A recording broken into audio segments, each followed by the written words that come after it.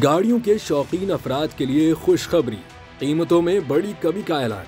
हाल ही में पाकिस्तान की मशहूर कारसाज कंपनी एटलस होंडा ने अपनी मशहूर जमाना गाड़ी होंडा सिटी की कीमतों में भारी कमी करने का ऐलान कर दिया है। डीलर्स को जारी करदा नोटिफिकेशन के मुताबिक कीमतों में कमी का इतलाक 15 मार्च से होगा। सिटी MT 1.2 लीटर की कीमत में 50,000 और सिटी CVT 1.2 लीटर की कीमत में 1,40,000 रुपए तक की कमी कर दी गई है। दूसरी जानिब इंडस मोटर कंपनी ने भी एक रोज कबल टोयोटा यारिस के मुख्तलिफ मॉडल्स की कीमतों में कमी का ऐलान किया है, जबकि यारिस के एक वेरिएंट से VT एरो की पैदावार बंद कर दी गई है। इंडस मोटर्स ने यारिस के मुख्तलिफ मॉडल्स की कीमतों में 73,000 रुपए से 1,73,000 रुपए तक कमी की है।